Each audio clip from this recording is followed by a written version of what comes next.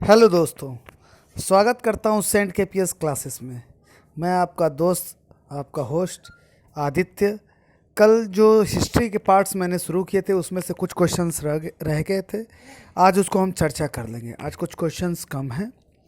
इसके बाद मैंने सोचा है कल से मैं आपको अब वंश वाइज पढ़ाऊँगा। जैसे किसी एक वंश को मैं शुरू करूँगा, उससे संबंधित अब तक जितने क्वेश्चंस बने हैं पहले उसको ख़त्म कराऊँगा। फिर उसके बाद हम लोग नए वंश पे चलेंगे, उससे संबंधित क्वेश्चन की चर्चा करेंगे। ठीक है, तो आइए बढ़ते हैं। जो बचे हुए क्वेश्चंस हमारे हैं, स्वतंत्र अवध राज्य की स्थापना किसके द्वारा की गई? किसके द्वारा की गई? शहादत खां द्वारा। अवध के नवाबों की पहली राजधानी कौन थी? अवध के नवाबों की पहली राजधानी कौन थी? फैजाबाद।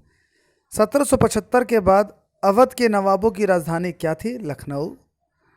सन 1739 ईस्वी में किसके शासनकाल में नादिर शाह ने भारत पर आक्रमण किया? मोहम्मद शाह। नादिर शाह के अपमान से बचने के लिए आत्महत्या करने वाला अवध का नवाब कौन था? शहादत खां।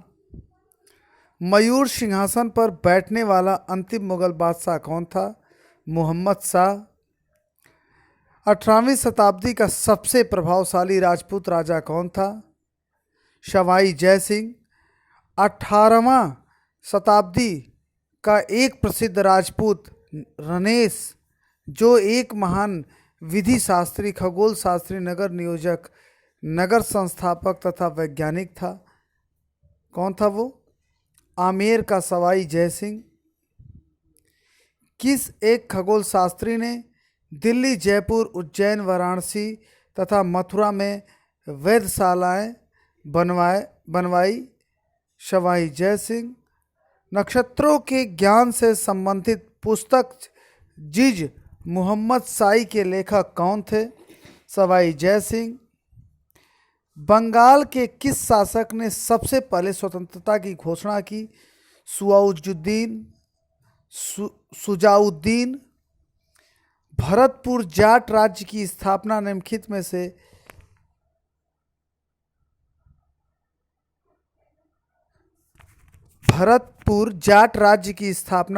में से किसने की थी? चूड़ामन बदन सिंह।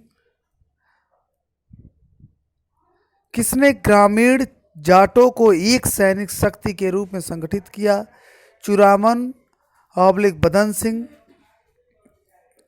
जिसे जाटों का अफलातून एवं जाटों का आदरणीय व विद्वान व्यक्ति कहा जाता है? प्लेटो ऑफ जाट के नाम से भी इसको जाना जाता है। सूरजमल। रुहेलखंड का संस्थापक कौन था? अली मोहम्मद खां। उत्तर प्रदेश में फर्रुखाबाद के आसपास बंगस पठानों के स्वतंत्र राज्य की स्थापना 1724 ईस्वी में किसने की? मोहम्मद खां बंगस। आज हमारा ये हिस्ट्री का जो छूटा हुआ पार्ट था वो ख़त्म होता है। अब कल से हम लोग हिस्ट्री के जो वंश वाइज जो क्वेश्चंस बनते हैं, जो शासकों वाइज जो क्वेश्चन बनते हैं उसको कराएंगे हम। जो किस शासक के शासनकाल में जो जितने क्वेश्चंस बनते हैं, जैसे मुगल साम्राज्य हुआ, गुप्तोत्तर काल हुआ, या महाजनपद से जितने क्वेश्चंस बनते हैं वो सारे कराऊंगा मैं आपको। इसके लिए निश्चिंत रहिएगा।